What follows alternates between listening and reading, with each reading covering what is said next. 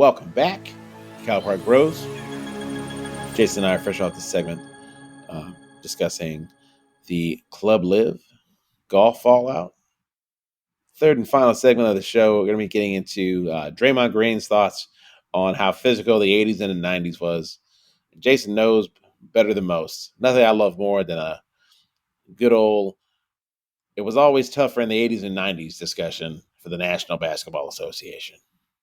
Now, Draymond Green is, of course, is incredibly relevant at the moment because the NBA Finals are still going on. Warriors just won Game 5. They're up 3-2.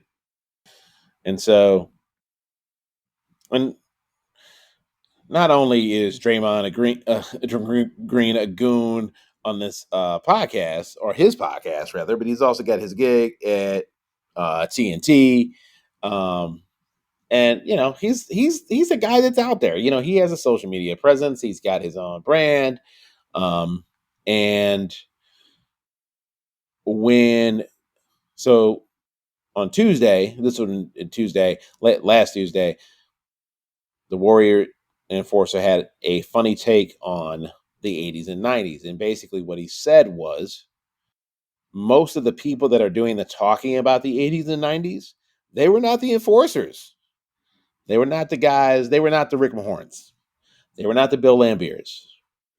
They were not the Kermit Washingtons, if you will. Actually, not in the 80s, but I still think it's funny. And so, like many players from this era, he's probably tired of hearing about how physical they were in the 80s and 90s. Because the inference is basically that it's not a physical game now. I think it's a different game. And I don't want to call it soft because I feel weird even mentioning that. Like, I think what he was trying to say is that the game has evolved and people have to appreciate the game for what it is today.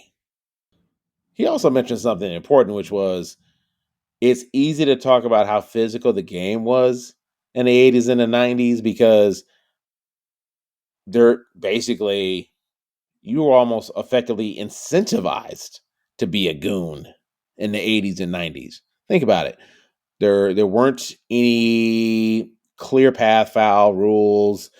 Effectively, the mindset was no easy baskets. A different game for sure. So, Jason, what are some of your thoughts on what Draymond Green has effectively stated is that there's an overinflated sense of self or a sense of toughness from the 80s and the 90s from those that love to laud the good old days? Was the NBA game more physical in the 80s and 90s compared to now? Terrence, yes or no? I mean, see, I don't know, and I don't care. It's yes or no, bro. Bro, don't ask me that question. I'm not even going to answer it. That's what we're talking about. That's what we're talking about. No, that is exactly what we're talking about, bro. What are you talking about? We are talking about this exactly. To me, I don't care because I've watched basketball from all three eras. I still enjoy basketball from those three eras. And to me, like if you need to die on that hill and say that basketball was much tougher in the 90s because a goon led squads like the New York Knicks and the Indiana Pacers, then you can fucking have it. That wasn't necessarily enjoyable basketball.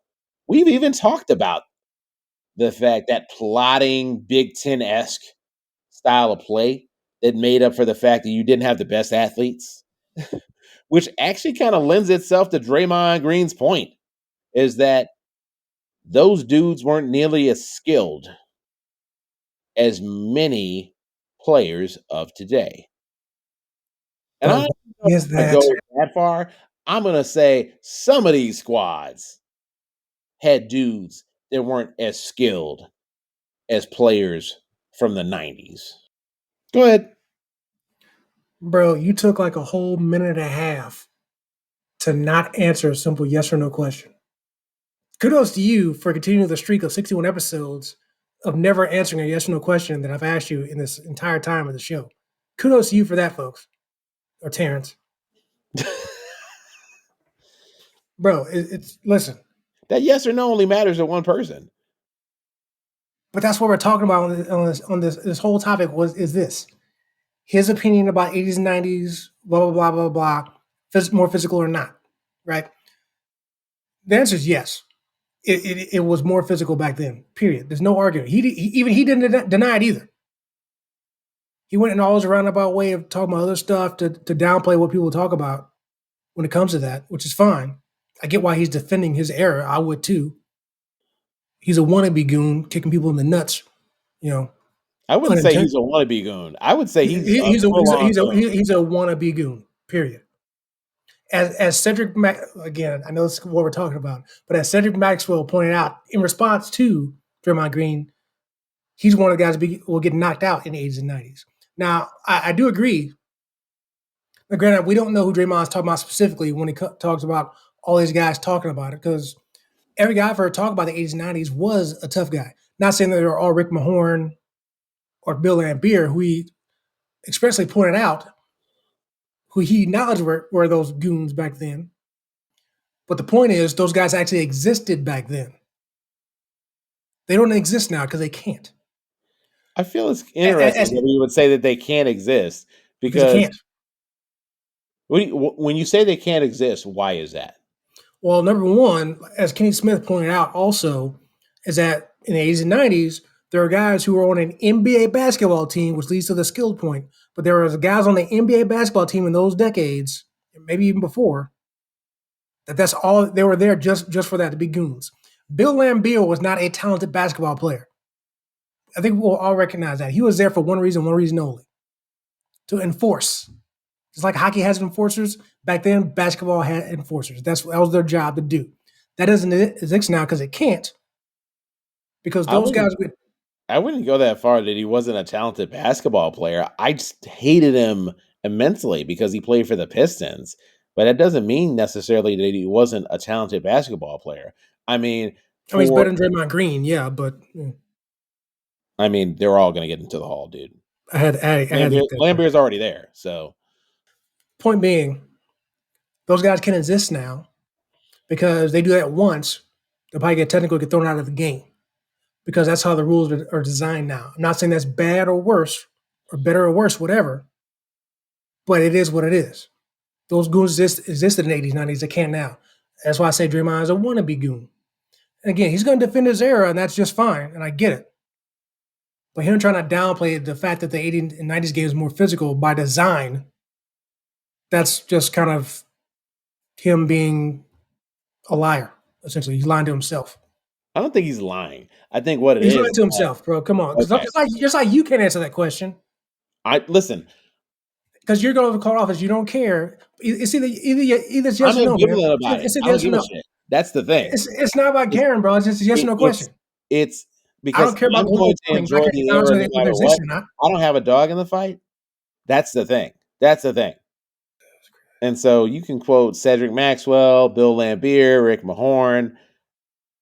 I listen, I know for a fact that, and Steve Kerr probably, seeing as how he's the coach of the Warriors,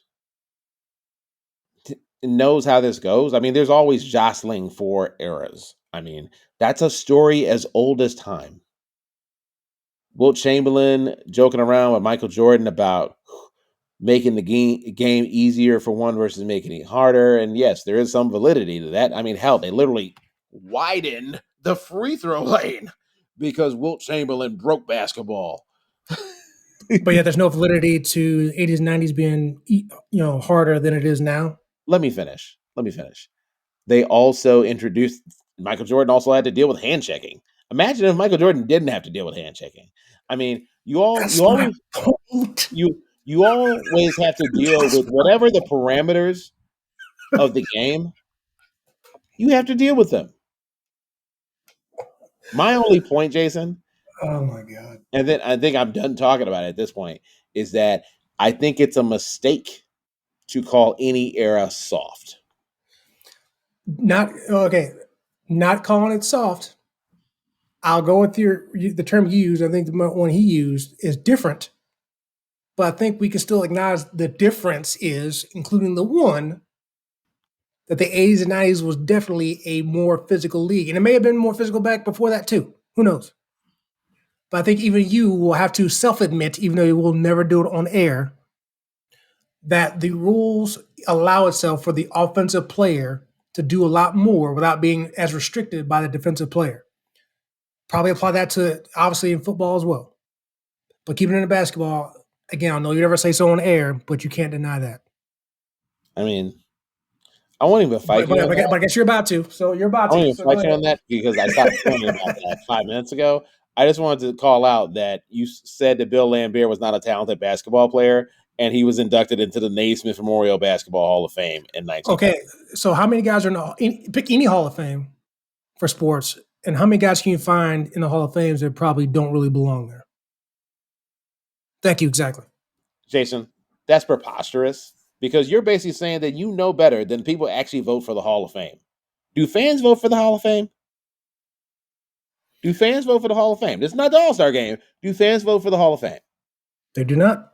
Okay, then cut the shit and just admit that you don't like these votes, even though these dudes probably watch more basketball than you ever will, or I will, in our lifetimes. Okay, and keep in mind that those guys are humans, correct? So they make mistakes. Right, and you're making one right now by dying on this hill. I'm not down on any hill. You brought it up. You was already ready to end the segment. You brought that up.